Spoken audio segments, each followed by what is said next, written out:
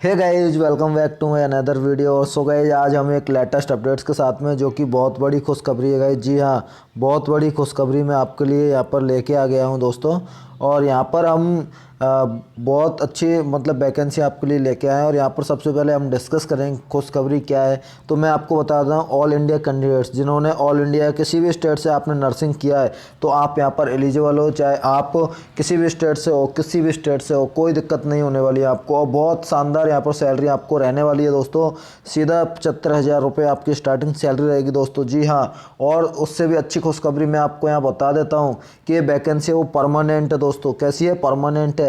और दोस्तों, उससे भी बड़ी खुशखबरी एक और मैं आपको बता देता हूँ कि यहाँ पर बहुत बड़ी संख्या में वैकेंसी है। लगभग 195 197 टोटल नंबर ऑफ पोस्ट है दोस्तों। तो काफ़ी बड़ी वैकेंसी होने वाली है गाइज। और सेंट्रल गवर्नमेंट की लेटेस्ट वैकेंसी गाइज, अभी इसके फॉर्म स्टार्ट हुए हैं जस्ट। और इसकी लास्ट डेट भी काफ़ी है, 1 महीने लास्ट डेट इसकी चलने वाली है। फॉर्म आप अप्लाई कर सकते हो 1 महीने तक, अभी आपके पास टाइम है। 28 अगस्त 2021 तक आप इसका फॉर्म अप्लाई कर सकते हो। जी हाँ दोस्तों, ऐसे ही लेटेस्ट अपडेट्स पाने के लिए आप हमारे चैनल को सब्सक्राइब कर लें, और जो बेल आइकन दिख रहा है पास में, उसको ऑल पर प्रेस कर लें, ताकि आपसे कोई भी लेटेस्ट अपडेट्स है वो मिस ना हो सके दोस्तों।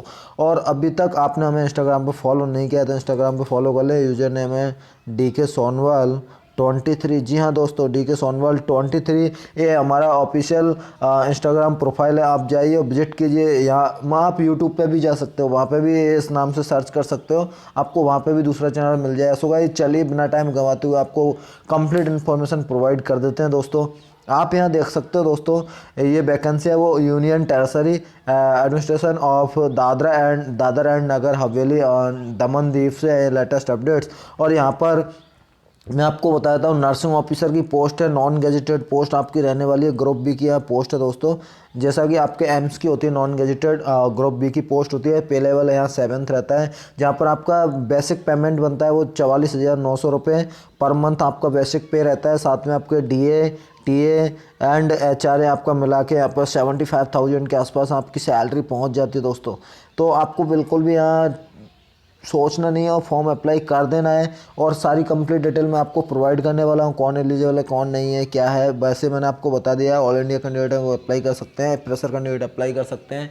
एंड किसी भी स्टेट से आपने नर्सिंग किया है, किसी भी स्टेट के अंदर आप रजिस्टर्ड हो, no problem, you are eligible for this post. And आप यहाँ देख सकते हो, nursing officer nursing staff non gazetted group B की आप पोस्ट है दोस्तों।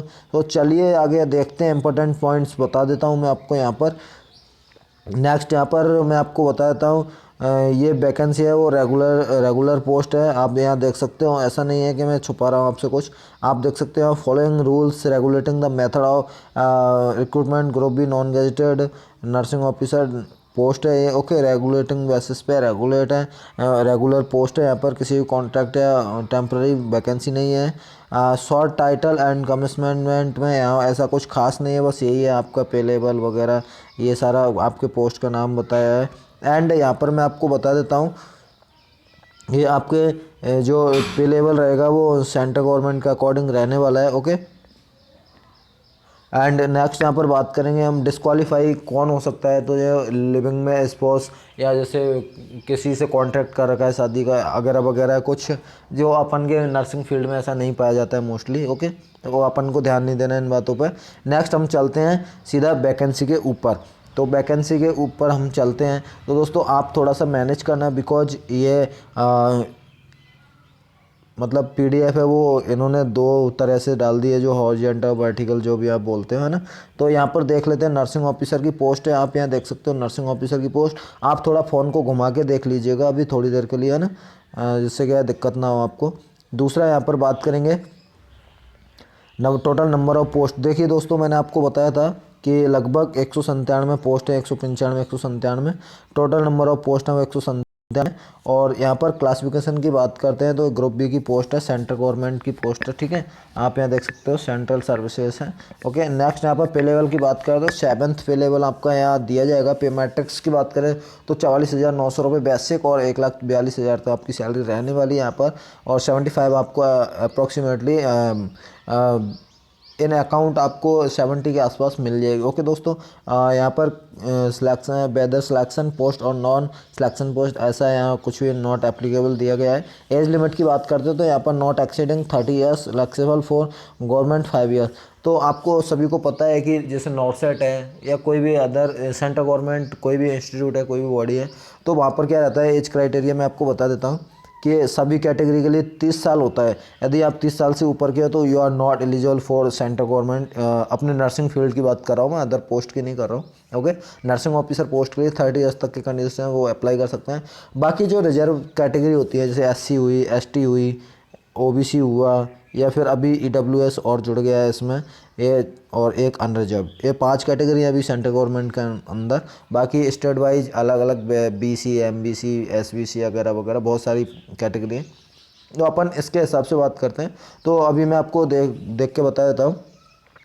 तो आप यहाँ पर देख सकते हो relaxable for government servant up to 5 years in accordance with order and instruction issued by the central government. यदि आप पहले से ऑलरेडी गवर्नमेंट सर्वेंट हो तो आपको 5 साल का एज रिलैक्सेशन दिया जाएगा। The crucial date for determining the age limit shall be closing date for receipt of applications from the candidate in India.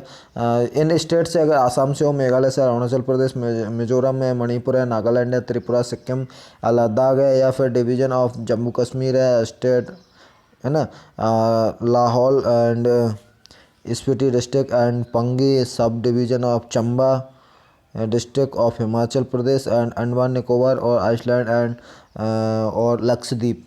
यदि आप इन जगह से बिलोंग करते हो तो आपको 5 ईयर्स का एज रिलैक्सेशन मिलने वाला है दोस्तों। और यहाँ पर जो ऑलरेडी गवर्नमेंट सर्वेंट है उनको भी 5 ईयर्स का एज रिलैक्सेशन मिलने वाला है। यहाँ पर कैटेगरी वाइज बताया नहीं है एज रिलैक्सेशन, मैं आपको भी बता रहा हूँ कि कैटेगरी वाइज यहाँ पर नहीं दिया है। रिजर्वेशन कैटेगरी के हिसाब से रिजर्वेशन जो है आपका कैटेगरी वाइज, तो इस हिसाब से यहाँ पर रिलैक्सेशन नहीं दिया है। ओके, बाकी आपको मैं बता देता हूँ क्वालिफिकेशन। तो आप देख सकते हो यहाँ पर फ्रेशर BSc नर्सिंग कैंडिडेट्स दिया गया है। यहाँ पर GNM के बारे में डिस्कस नहीं किया गया है, पोस्ट बेसिक के बारे में डिस्कस नहीं किया गया है। But BSc nursing is equivalent to the post basic BSc nursing. So I think BSc nursing and post basic BSc nursing are both eligible for this post and GNM is confusion because यहाँ पर GNM mention नहीं किया गया है। जैसा कि आपने देखा होगा निमांस के अंदर, निमांस का जब रिक्रूटमेंट आया था तो वहाँ GNM उन्होंने दिया नहीं था ऐसे, यहाँ नहीं दिया ऐसे ही, तो इसी में भी नहीं दिया है, इस वैकेंसी में भी, इस PDF के अंदर भी नहीं है, कहीं भी आप देख सकते हो क्वालिफिकेशन के अंदर। हो सकता है कि GNM इज मतलब आउट सेंट्रल गवर्नमेंट, मतलब सेंट्रल गवर्नमेंट से GNM को कम्प्लीटली आउट करने का इनका प्लान है। तो एक नर्सिंग फील्ड में एक बहुत गलत मतलब दुर्व्यवहार किया जा रहा है नर्सिंग के फील्ड में। मतलब GNM BSc नर्सिंग को मतलब क्वालिफिकेशन के आधार पर, कभी जेंडर बेस्ड आधार पर, जेंडर बेस्ड मतलब एक दूसरे को डिस्क्रिमिनेट कर रहे हैं ये लोग, ताकि यूनिटी कभी बने ना कि GNM वाले BSc से छोटे हैं, BSc वाले बड़े हैं, MSc वाले बड़े हैं। ये एक तरह से डिस्क्रिमिनेट कर रहे हैं एक दूसरे को और ये यूनिटी को तोड़ रहे हैं। नर्सिंग की जो नर्सिंग प्रोफेशन की जो यूनिटी है उसको तोड़ रहे हैं। वैसे है तो है ही नहीं, पहले से ही ऑलरेडी नहीं है नर्सिंग के अंदर यूनिटी, तो लेकिन जो है उसको भी ये तोड़ना चाह रहे हैं। तो इसके खिलाफ आपको एक अच्छा सा मतलब आंदोलन करने की ज़रूरत है, इसका प्रोटेस्ट करने की ज़रूरत है। अदरवाइज ये GNM को आउट कर देंगे सेंट्रल गवर्नमेंट का। ऐसा कोई भी इंस्टीट्यूट नहीं होगा। हो सकता है अभी नॉर्सेट का नोटिफिकेशन आए 2021 का, तो वहाँ पे भी GNM को आउट कर दे। इसलिए आप पहले से ही यूनिटी बना लो, प्रोटेस्ट कर लो, आप फ़ायदे में रहोगे। अदरवाइज आपका जो नर्सिंग प्रोफेशन है वो टुकड़ों टुकड़ों में बट जाएगा। जैसे जेंडर बेस्ड बट गया, अभी क्वालिफिकेशन बेस्ड बट जाएगा। तो ऐसे आपको ही करना होगा जो करना होगा। सड़कों पे आइए और लड़ाई लड़िए अपने लिए।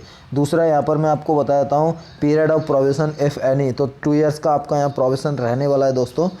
2 साल आपका प्रोविज़न पीरियड रहने वाला है। आप देख सकते हो मैंने बताया था परमानेंट वैकेंसी है, तो यहाँ पर मैं आपको बता देता हूँ डायरेक्ट रिक्रूटमेंट है। डायरेक्ट मतलब आपकी परमानेंट यहाँ पोस्ट रहने वाली है, यहाँ कुछ भी नॉट एप्लीकेबल है। एंड यहाँ पर इसके बारे में ही बताया है कि ये पोस्ट कहाँ की है, क्या है वो, ये advisory to administration Damandeep and chairman finance.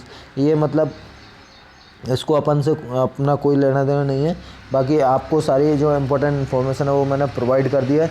So I hope you get it all information and thanks for watching this video guys. फिर मिलेंगे किसी लेटेस्ट अपडेट्स में। आज के लिए बस इतना ही। Again thank you guys.